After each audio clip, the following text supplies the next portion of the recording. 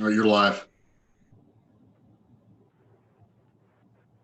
Okay, we're going to go ahead and call to order the meeting of the Jeffersonville City Common Council for June the 1st. It is just a couple minutes after 7 p.m. and I'm going to start by asking Councilperson Ellis to lead us in prayer. Let us pray. Let us bow in prayer. Gracious God, we come to you, Lord, asking for healing. We come to you, Lord, asking for forgiveness. Lord, we need you right now more than we ever have. Lord, bless our police department, bless our firefighters, bless all the city workers that are in harm's way because every day that they go out there, they have to face something. Lord, we need you. We need you in our midst. We need you to solve the problems that we have. We need you to show us the love, and you continue to show us love. Lord, we want you to help us to love others as we want to be loved. Let us have peace among us. Let us have understanding among us. And Lord, most of all, let us have some forgiveness among us. We ask you this day to give us strength, to help us, to guide us. In the name of Jesus, amen. Amen. Amen. Thank you. We'll go ahead with a roll call, please. Councilperson White. Present. Councilperson Burns. Present. Councilperson Parrish.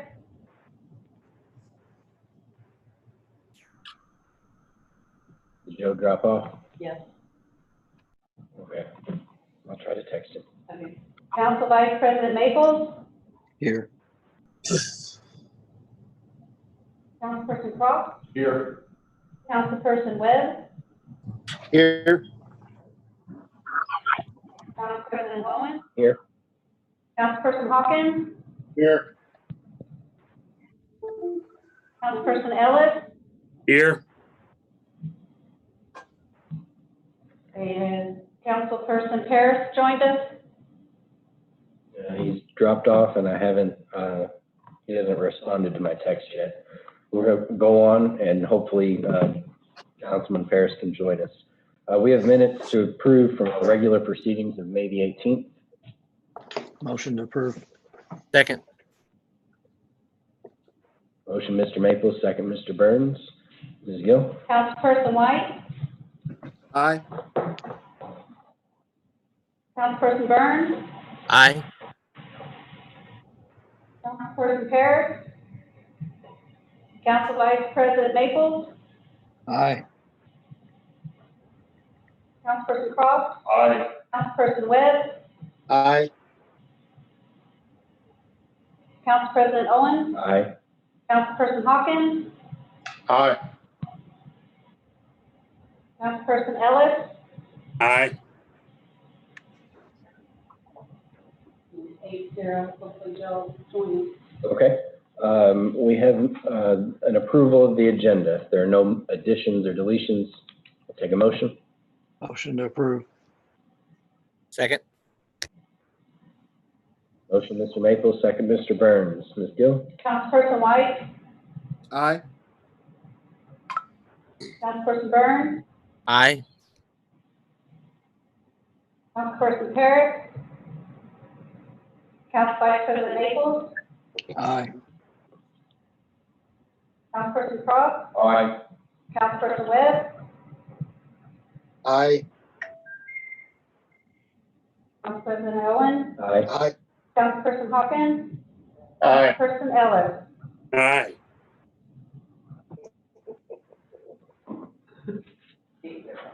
All right, 8-0. Councilman Ferris said that he's trying to get back on. Hopefully he'll be back with us in a few minutes. Claims to approve. We have civil city claims in the amount of $1,850,829.62. Heather, were there any changes? Oh, I don't see Heather on. Okay. Well, that's what we've presented. So without any changes, unless someone has a question, I'll take a motion. I'll make a motion, we accept it. Second. Motion, Mr. Croft, second, Mr. Maples. Councilperson White, Aye. Councilperson Burns, Aye. Councilperson Paris, Council Vice President Maples, Aye. Councilperson Croft, Aye. Councilperson Webb, Aye. Council President Owen, Aye. Aye. Councilperson Hawkins, Aye. Councilperson Ellis, Aye. 8-0. Okay.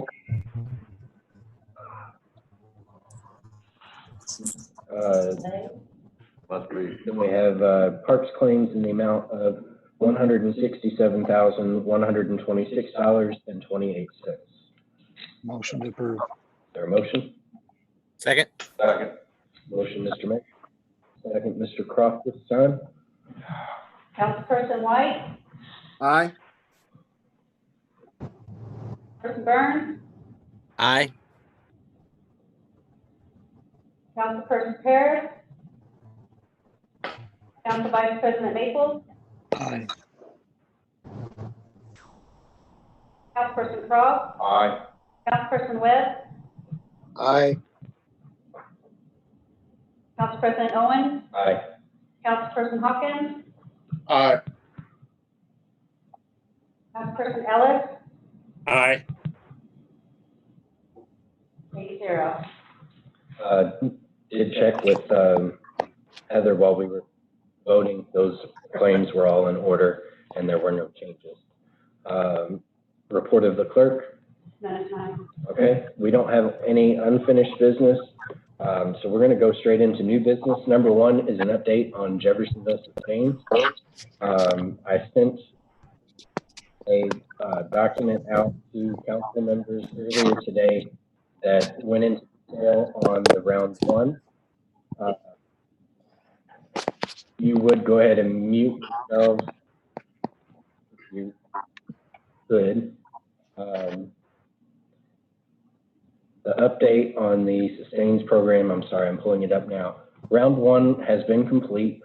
They have sent those out, dispersed that money. That's just over the first $100,000 that we sent to them as soon as we approved the program.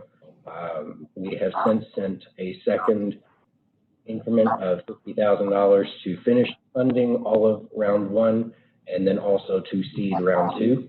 Round two did close, the application process did close today.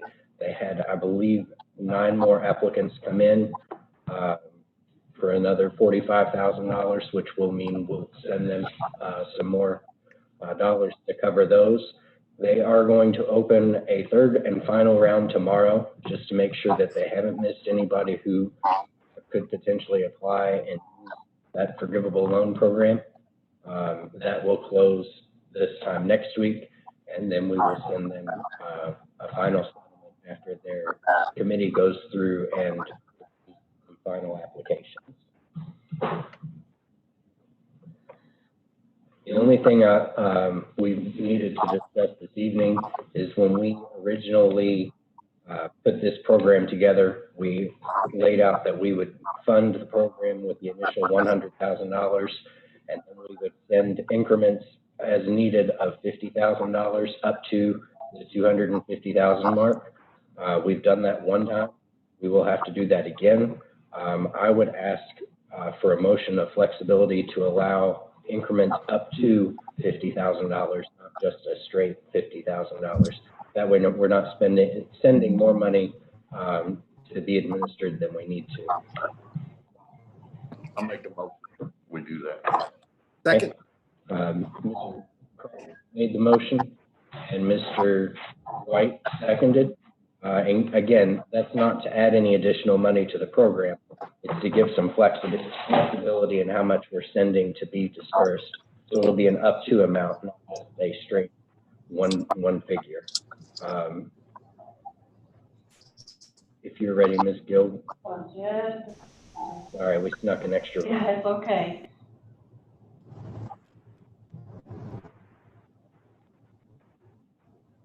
While she's preparing, and just say again, bear with us as we have to take a roll call vote on everything as we go through these virtual meetings.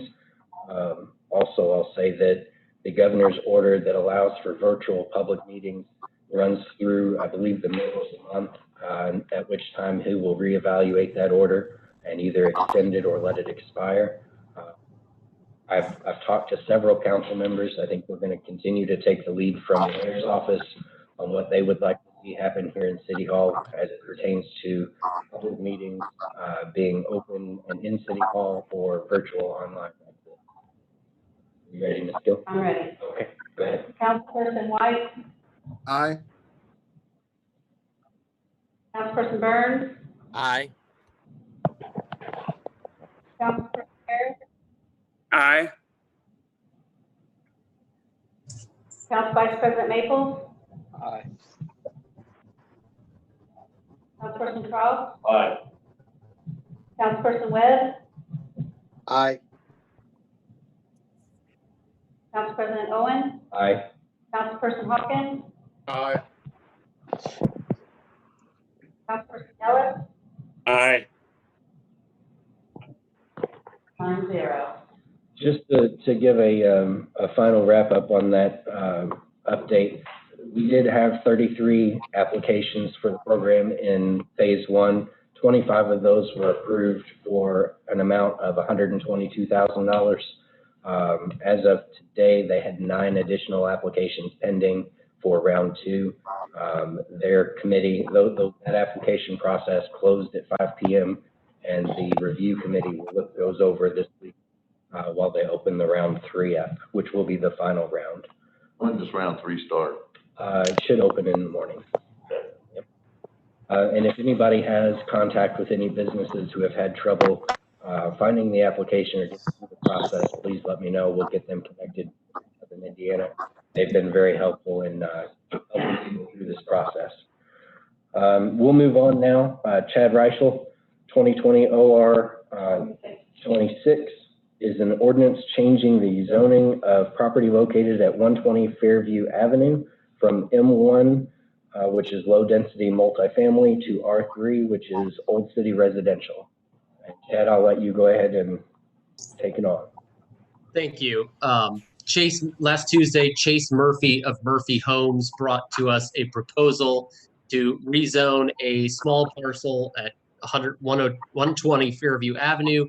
It is currently zoned for a low density multifamily. He would like to subdivide that parcel into 5 in order to build 5 single family residences on that property. This rezoning comes to you with a favorable recommendation from the Plan Commission. And Chase Murphy is here online if you have any questions.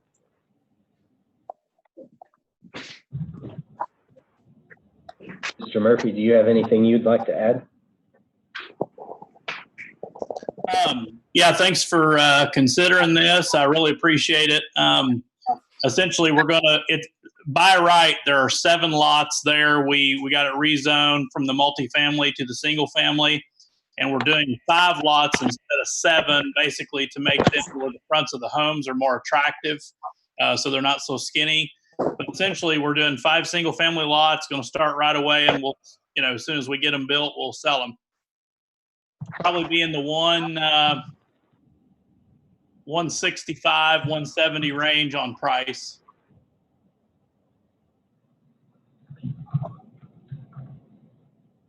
Does anybody have any questions? Yeah, I would. What's going to be the square footage of those residences? They're going to be around 1,150 to 1,250 square feet, somewhere in there. 3 bedrooms, 2 baths. Okay.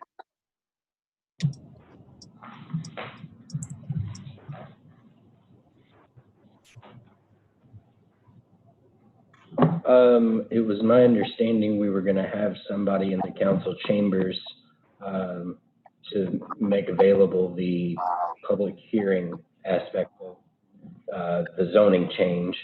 How Mr. Merkley, how do we need to handle that?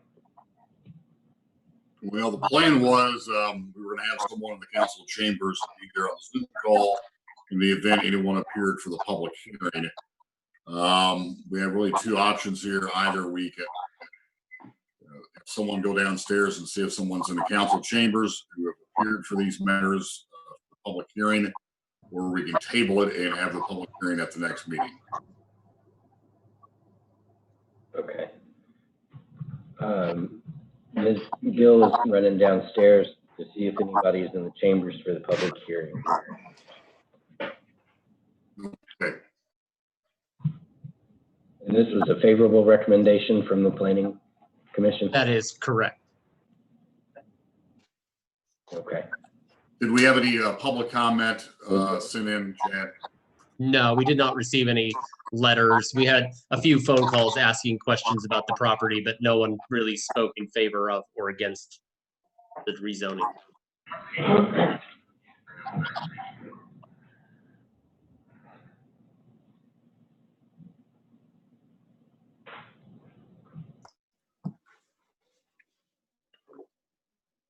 Mr. President, nobody's downstairs, and I even checked outside, make sure nobody was even out there. No one's there. So there's nobody downstairs for the public hearing.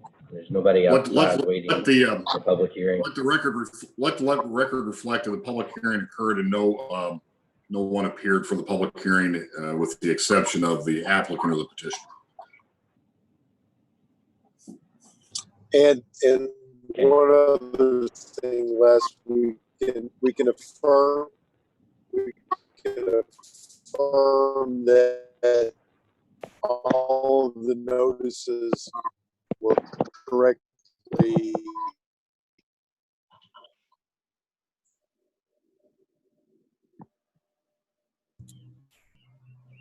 We lost Were this. you able to hear Larry there? I believe he wanted to affirm that all the notices had been mailed out accordance to the rules and regulations, it sounded like. Yes, that is correct. Yeah, that's correct. That's correct. So we got that on the record as well. Okay. Were there any public comments? You said there weren't any public comments at Planning Commission either. That is correct. Okay. That's to let you know that my office did receive proof from Jonna that those notices were indeed sent. Okay. Perfect. Okay. Do we have a motion or any questions for Mr. Murphy?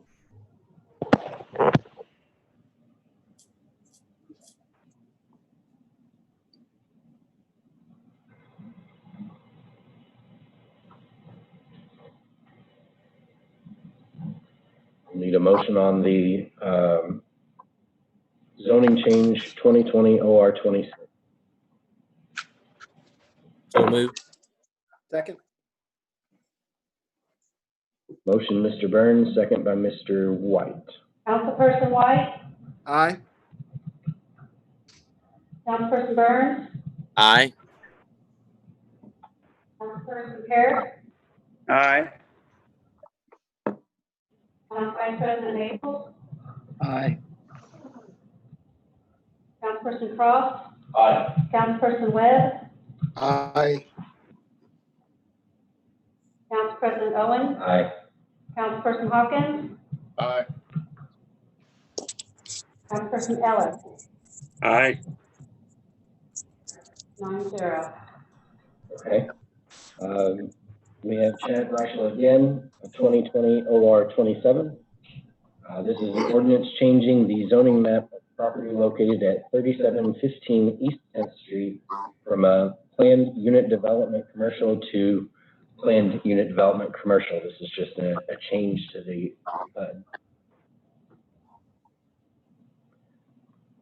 Chad, if you want to go ahead and explain this one. Yes, thank you. So Jim Calvary of Nickley's Development came to the Plan Commission last week asking to amend the development plan booklet that governs Jeffersonville Commons. That is the development that the new Kroger is located in. He is specifically changing the use table to allow mini storage to be built behind the Kroger, as well as changing some of the regulations regarding signs along 10th Street. Again, this is brought to you from the Plan Commission with a favorable recommendation. Mr. Calvary is here. Mr. Calvary is here in case you have any questions.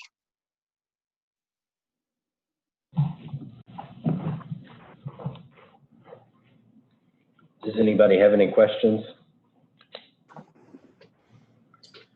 No, we approved this with. Met with any? Go ahead. We approved this with favorable recommendation. It's behind Kroger. It's next to a railroad. With all the new homes going in, I feel like extra storage space is crucial for this area. So it did come with a favorable recommendation through planning and zoning.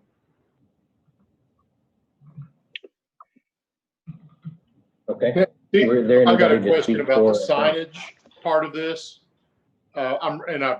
Sure. I can read what it says, but in reality, that just means there's going to be kind of low to the ground, double face siding at the intersection with the light. Is that correct? Yes. Right now, we are permitted for 3 signs across the frontage of the property, one at each of the intersections. And 2 of the signs were lower. They were 10 foot tall. And when we originally created the PD, Lander and Mill property is behind the Kroger and from the right of it. And then the Wade family also owns property behind the Kroger and to the right.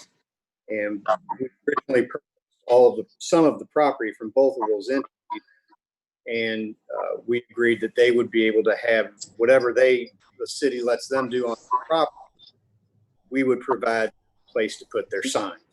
Sure. And, yeah, and then also this will be back, so it just gives a little bit more visibility. When they put the fence in and all the utilities and the drainage, it sat real low and made it difficult to see. Gotcha. Thank you. Yes, sir.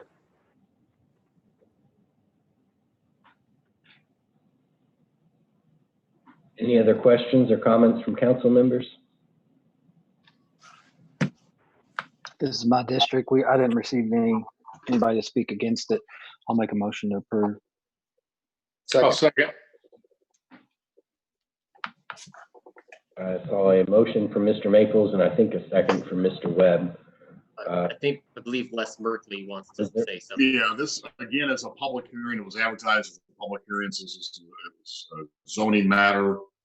Again, I don't know if we need to have the clerk go back downstairs. I would assume no one else heard it.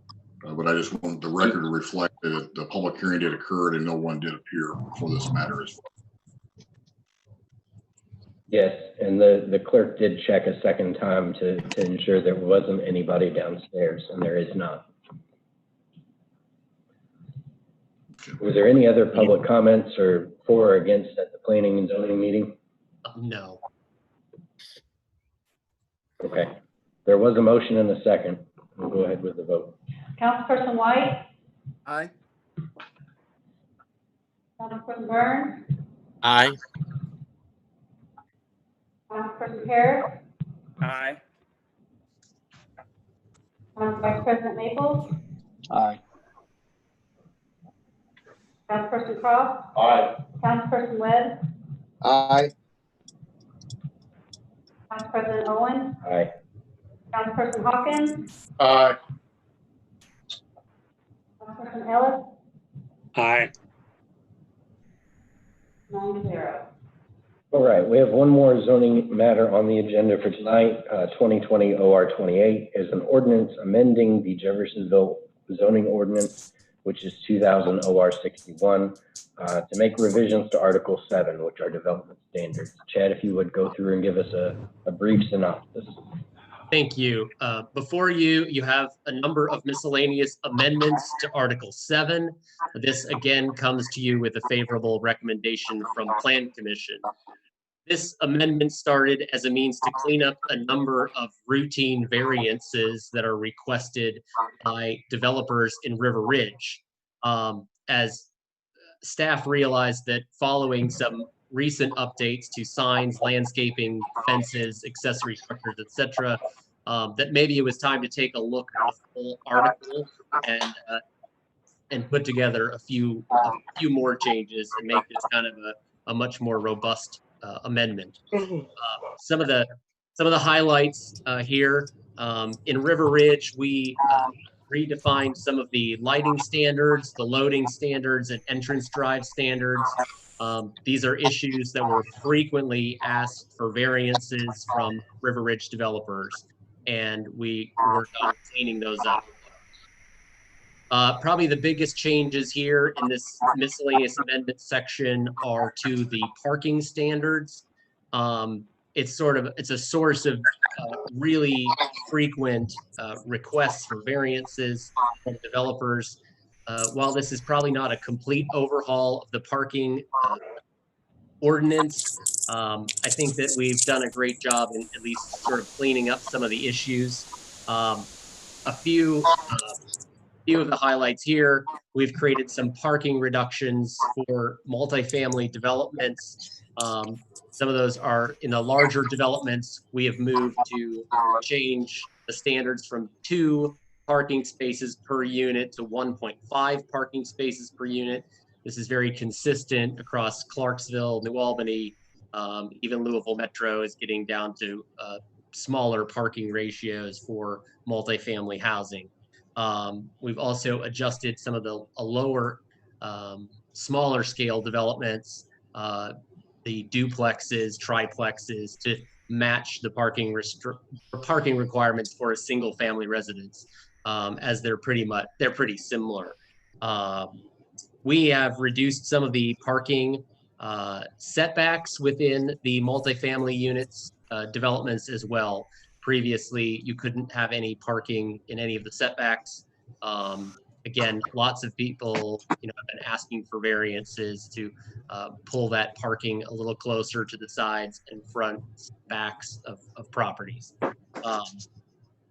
We did some work in the downtown and neighborhood commercial districts to reduce the parking that's required by about 50%, because we know that there's a lot of on-street parking. There are lots and things available. It's hard to create a walkable downtown when every development is required to provide a huge number of parking spaces. So we've made some reductions there as well. And then we've moved a couple standards that were in the miscellaneous standards section, 7.29, into this parking standards as they dealt with common parking issues. A couple other minor changes. We removed 2 of the articles that were in Article 7. One was expressway buffer standards. The last 7 projects that have gone in Jeff along interstates have all asked for this to be waived. So apparently, we decided it was probably just a moot point at this point in time. Also, Article 7.26, development standards for special exceptions, had some overly confusing language, and as far as I can tell, has been basically overlooked in many cases because it's kind of confusing. It certainly was kind of surprising to me as we were looking in this section. I really wasn't even aware that this standard existed. So I'm sure that many of my predecessors hadn't really given it a whole lot of thought either. We revised Article 7.3 for vision clearance standards. There was a confusing diagram relating to the sight triangles at intersections. We've kind of cleared that up so that it's easier to understand. And finally, in Article 7.25, which relates to adult uses, we realized that this was out of date. It still referenced the 1995 ordinance, when in fact there was a 2004 ordinance that should be referenced there. So we've gone and updated that in view of the 2004 ordinance. That pretty much sums up the zoning code change in front of you. Are there any questions from council?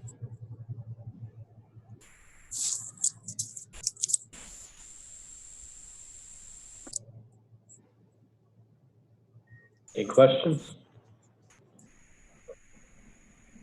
Do we need to, is this a public hearing also?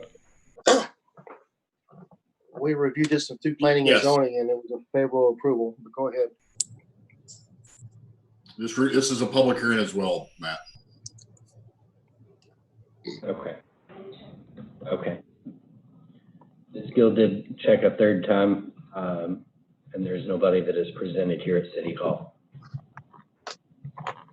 So we'll take a motion. I make a motion to approve. Second.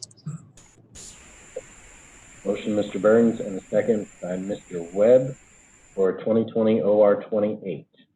Councilperson White, Aye. Councilperson Burns, Aye.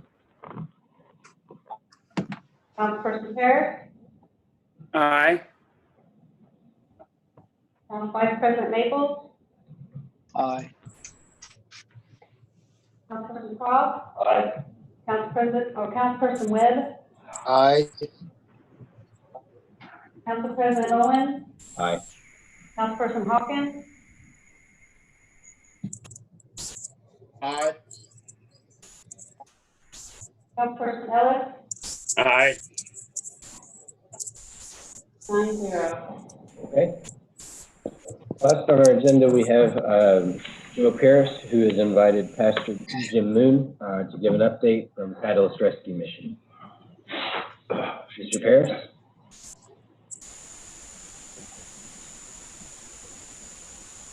Hey guys and ladies, I just wanted to get a report real briefly. I sent everybody an email earlier, probably maybe a couple hours ago, about the dollars that was provided by the city of Jeff for the people at Red Carpet.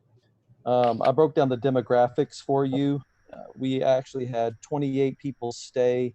We were able to put this into play on May the 19th. And we have been moving forward with people staying at the Red Carpet since that day. Some of the folks that have been staying there, or excuse me, some of the folks that we've been directly admitting here, if they're already in isolation and already had a COVID-19 test, those people would be put from places like Wellstone. We've had some from various prisons from around the area that have to bring their people back for either a probation at Floyd County or Clark County. And so to say that we have 28 total. The demographics I broke down for you. We had 18% of those people from New Albany, 14% from the city of Jeff, and 14% from Charlestown, 7% for Clarksville, on down the list from other Southern Indiana cities. We had basically 3 people from out of state, which is not uncommon. One of the young men just came today. He is from Texas, but he got picked up and went to prison through the Clark County court system, and he has to come back here and stay here during the duration of his 18-month probationary period. I also included here, because I think sometimes these statistics get misconstrued.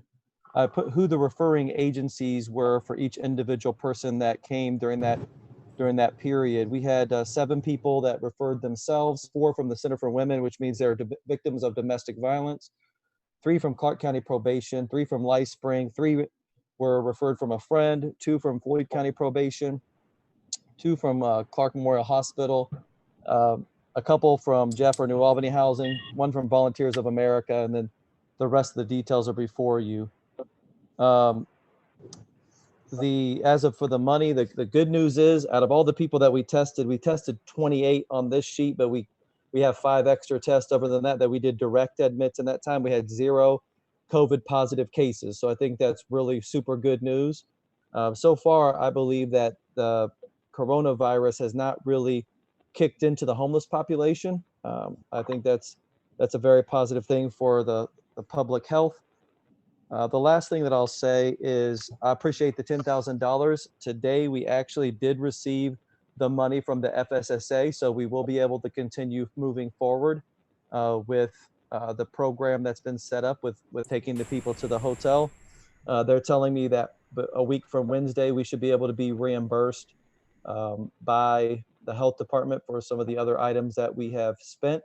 And so the $10,000 was able to bridge us over. I think that with today's numbers, I think we're negative $396. I think we have enough money that'll carry us through to next Wednesday. So I thought I'd put that before you. If there's any questions, I'm here to answer them. Jim, I had a couple of questions. One is how many are how many of you moved from the hotels into the shelter? Do you have that number? Right now we have we currently have 8 at the hotel. So there's 20 folks that we moved into the shelter. So Okay. 28 have been moved into the shelter. All of the 5 direct admits that we had.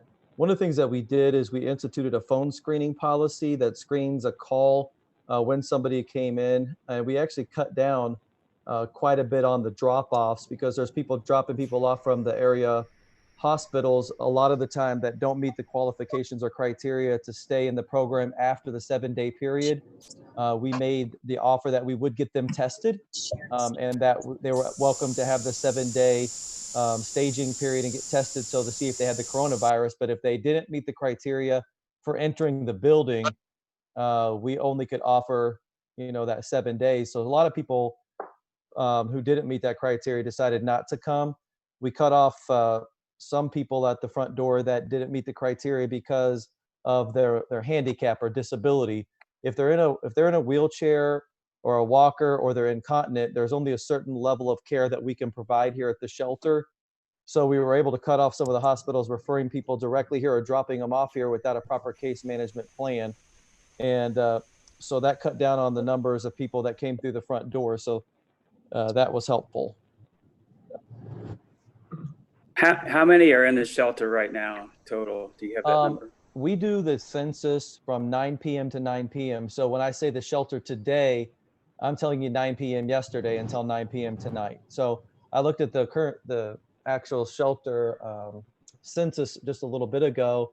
We had 92 people in the building, and plus the folks at the hotel, which I think are 7 or 8. So we're right at about 100 total population right now. And the one thing that's kind of concerning to me is at what point do we fill the whole shelter up? Because there's not a lot of people being moved out because of the Social Security office not being open right now. The BMV's appointments are booked up until June 13th. We have the Township Trustee's office. They are by appointment only and only taking very few appointments. And so we get into, this game of we are only allowed or only able to take so many people without people moving out. The Jeffersonville Housing Authority, we have, I think 6 people within the top 15 on their list, but they have to wait to move other people out before we can move our people in. So we're kind of in a waiting game. I'm hoping that a few things begin to shake loose so we can start moving people into permanent housing. One of the good things, I think we have 2 residents that are getting ready to go into Claysburg, which is Claysburg Tower over here. So that's a positive thing. They're accepting new residents there. So we'll start moving them as quickly as we have. We have 9 people waiting on nursing homes, which they're waiting on Medicaid waivers. That's a governmental thing, and that takes time. And some of those wings of the government are actually on a slow roll right now because of COVID-19. So we have several things that are slowed up in the process, but I think we're moving as best we can given the circumstances. My last question is, how many have you, if you have this number, placed in permanent housing? Maybe this year or maybe since you started? This year, before March 13th, we'd already had 24 people in permanent housing. Since March 13th, I think we've had a handful. I haven't gone back and I have the number somewhere, but it's less than 10. It's less than 10. And so we don't, and the question is, as far as permanent housing, what do you count as permanent housing? For us, we count, because I could say sending them to live with a family member is a permanent housing. I don't count that as a permanent housing. When I say permanent housing, I mean you have an apartment or a lease in your name. That's permanent housing to me. We have other people we've sent since COVID-19 began. We sent 20, I think it's almost 23 or 24 people in buses to family members, but those are outside the area. We sent people to Atlanta. We sent people to Madison. We sent people all over the state of Indiana and even one to North Carolina. But when we can, and there's a family member willing to accept them, we sent one to Virginia the other day. But they're not in permanent housing. They're living with the family member until they can get on their feet and get going. So I'd say probably 30-ish is how many people we put into permanent housing since the beginning of the year. Most of those are in New Albany or Jeffersonville housing. Some of those are in regular apartments where they've been able to put the first month's rent, and we've given them a match of maybe their deposit to get them into their housing. Thank you. Any other questions for Pastor Moon?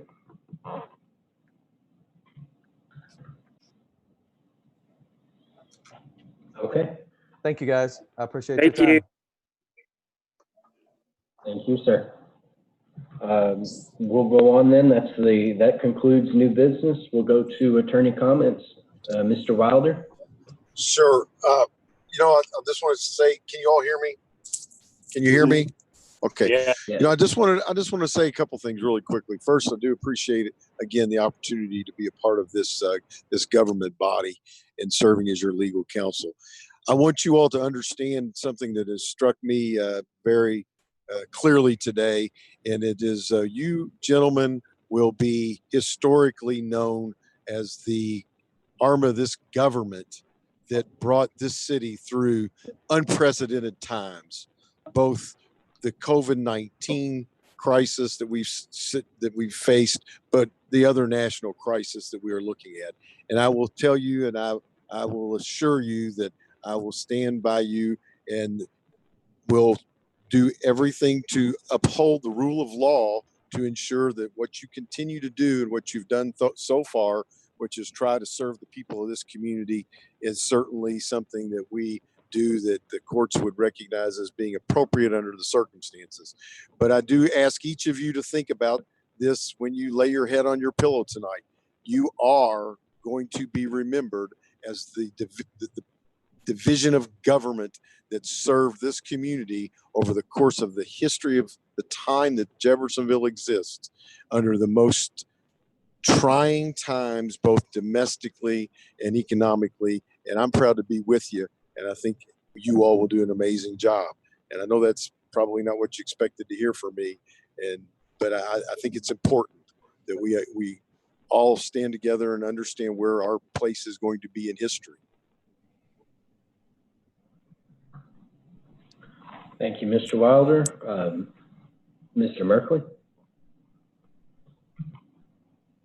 Nothing. No words of wisdom for you. I'm sorry. Okay. Was I correct, Mr. Merkley, just in saying that we expect the governor's order to run through the middle of the month, and then we'll see what we're going to do about? I believe his existing order is through June 13th. He will issue a new order for the next phase. I would expect that the virtual meetings will continue through July 4th. But again, the governor doesn't consult me before he makes these decisions.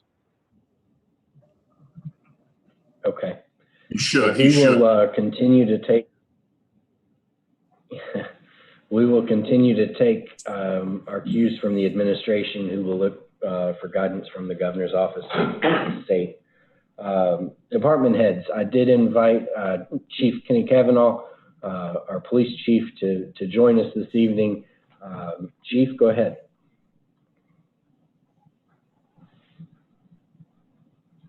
Thank you, Council President Owen. Also, City Council members, thank you as well. As you all know, this past Saturday, the city of Jeffersonville was the presence of a gathering that was related to an officer-involved shooting with the Indiana State Police, which occurred on April the 29th, 2020 this year.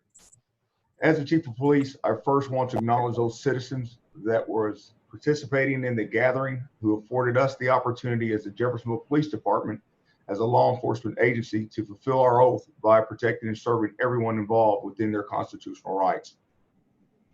In addition, I also want to thank the Jeffersonville Fire Department and the other city employees that aided to support the essential operations of the city of Jeffersonville for us to complete this task as we were able to do this past Saturday. Also, in addition to us getting this completed in the manner and fashion that we did, I also want to thank the following law enforcement agencies, and specifically those law enforcement leaders of those agencies. The Indiana State Police Superintendent Doug Carter, Clark County Sheriff's Office, Sheriff Jamie Knoll, Chief Scotty Maples, Clarksville Police Department Chief Mark Palmer, Floyd County Sheriff's Office, Sheriff Lou, also the Harrison County Sheriff, Sheriff Nick Smith, and also standing by for us to assist, New Albany Police Department Chief Todd Bailey. With this said, I feel compelled that where we are in this challenging time in our country, that the city of Jeffersonville, we were able to all come together, everyone that participated in this gathering, this event, us law enforcement, all the city employees, but also the citizens around, and we were able to maintain a conventional order here in the city of Jeffersonville. And this event went from approximately 4 p.m. and ended at approximately 9:20 p.m.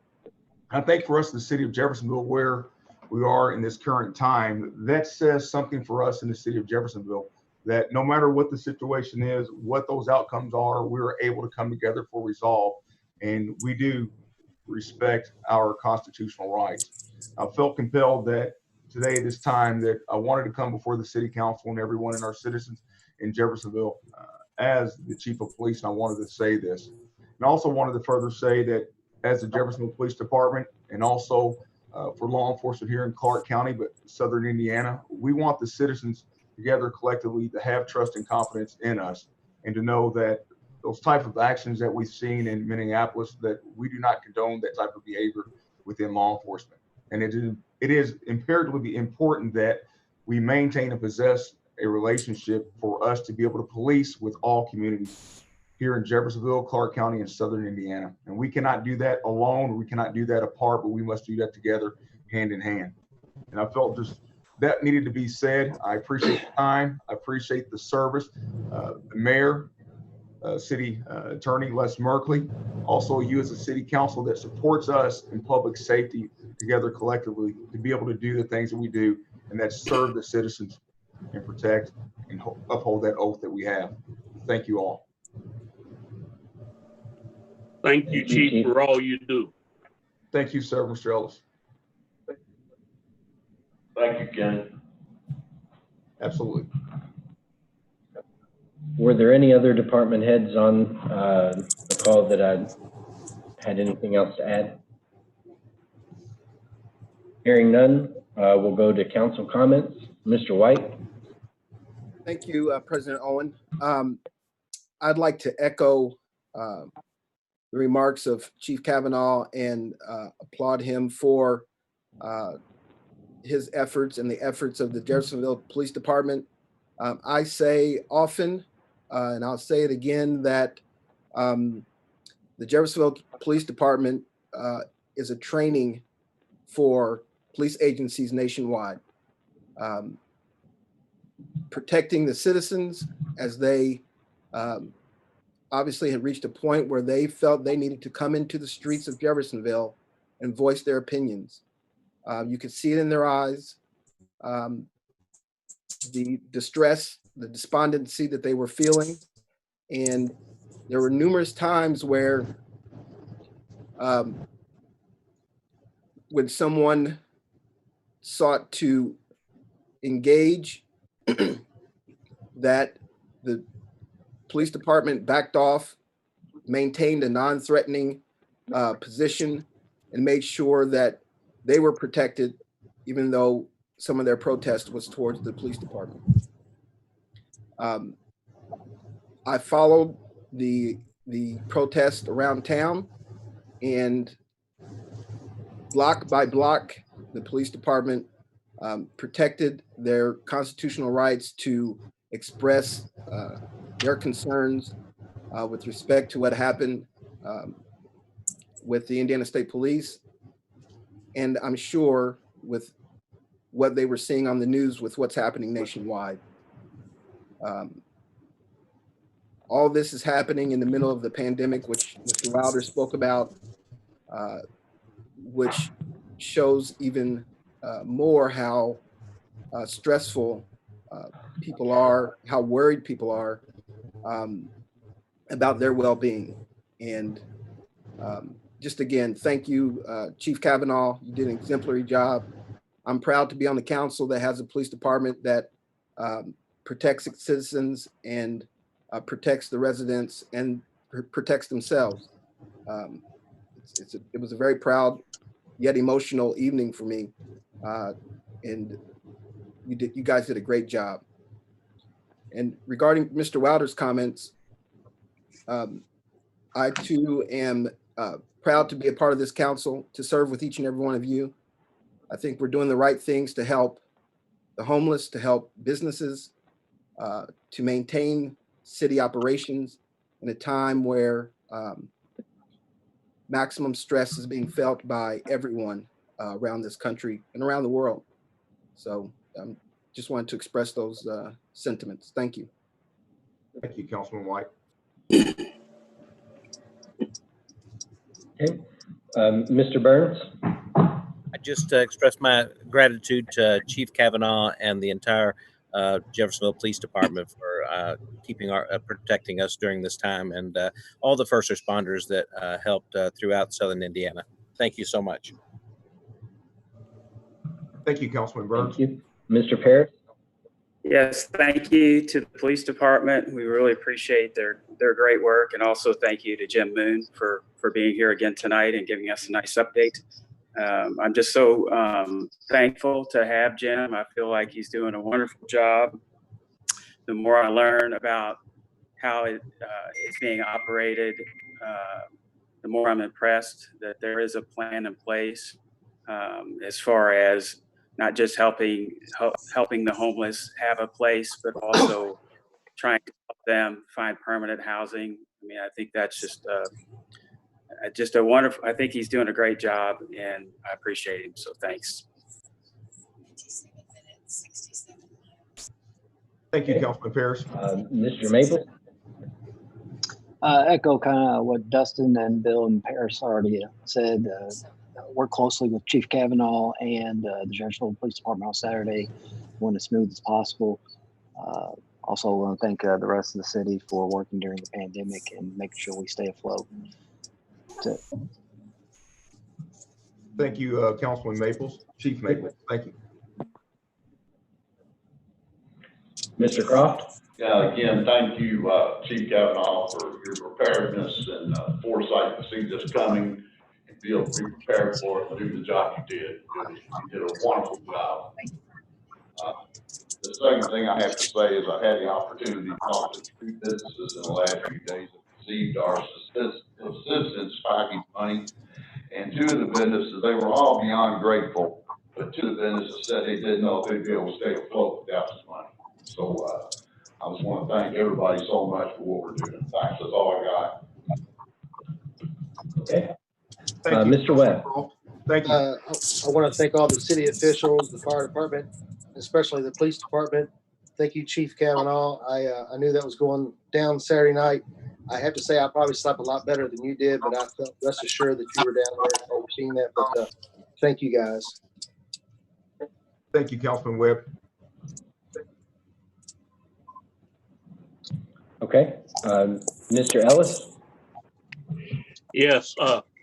First, I want to ask the chief, there was an accident on 10th Street today. It looked like it involved a city truck. Looked like someone was seriously injured. Could you give us an update on that? Yes, sir. I'll have to be brief because that is still an ongoing investigation. I can give you a summary that Jeffersonville Police Department, approximately shortly after 1 p.m., we responded to the 2900 block approximately of East 10th Street in reference to a 2-car accident. Upon arrival, we found that the vehicle was a City of Jeffersonville vehicle and it was a rear-end collision. The driver of the vehicle that did rear end the city vehicle did sustain serious injuries and currently is at University Hospital in serious condition, critical condition at this time. So the investigation is being handled and investigated by the Indiana State Police due to the fact that we do have a City of Jeffersonville vehicle involved. Jeffersonville Police Department, Jeffersonville Fire Department did arrive, secured the scene, provided aid. We did conduct an internal investigation on the side, assisting the safety director and his department for our administrative proceedings for the City of Jeffersonville, the investigation itself of the traffic accident, and to further proceed if there was any type of criminal wrongdoing, and that crash is being handled by the Indiana State Police. Thank you, Chief. Well, Chief, I've told you personally, or tried to tell you personally, how good of a job that I think you do. I mean, you lead an exemplary department. And with all of the departments in the city of Jeff, I just congratulate them, because we have some of the greatest departments of any area around. I thank you very much, and I thank all of those people that work with you for the great job that you do. Continue with the wonderful service you give to the citizens of Jeffersonville. Thank you. Thank you, Councilman Ellis. Mr. Hawkins. I'd like to echo a lot of what Mr. White said. This is such a stressful time, and there's so much ugliness and beauty going on, and it's such a mixed bag. It's an emotional time, and there's so much going on. I'd like to thank Pastor Moon for the update. I agree with Joe Paris. I'm glad he is there doing that. I think he is doing God's work. Thanks to Chief. I mean, everybody's already said it enough times. I am glad that you guys are there. We are the envy of other departments, I think, and that is in large part because of your leadership. The Jeff Sustains program has been a success. I've had those same conversations that Mr. Croft was talking about. And a lot of, when we look down the list of the businesses that have taken that, those are truly small businesses. Those are like your neighbors living, making their business survive month to month. And I think that was the right thing to do. But one last thing I need to shout out today, over a 4-day period, was the graduation of Jeffersonville High School students. And so one of the little gleaming positive things in this turmoil that we're all facing in society, this class of 2020, they were born with 9/11, and now they're graduating with the way the world is now. And so they've kind of seen it all and been put through the ringer. I want to give a special shout out to them because their end of the year just kind of ended with a thud. And one particular guy that I'd like to give a shout out to is my son, Nicholas, who gave his speech today as summa cum laude of the class. He did a fantastic job. We're proud of him. And I'm proud as a teacher. I'm proud of all of those kids that are coming out of Jeff High and all the schools locally. And that's all I got. Thank you, Councilman Hawkins. You bet, bud. Thanks. Okay. Well, I don't know what else could be said that hasn't been said already. That is part of the benefits of going last, I guess, is that everybody else gets to say things so much more eloquently than I could have imagined. I do want to go ahead, though, and echo and say congratulations to the Jeff High School class of 2020. Thank you also to Catalyst Rescue Mission and Jim Moon for your work. 0 COVID cases among the homeless population here locally is the result of strong work, and appreciate everything that you and your staff are doing with the health department. And then also thank you. I've spent a lot of time over the weekend in contact with Chief Grant at the fire department, Chief Kavanaugh at the police department, and many others in other various public agencies, public safety agencies.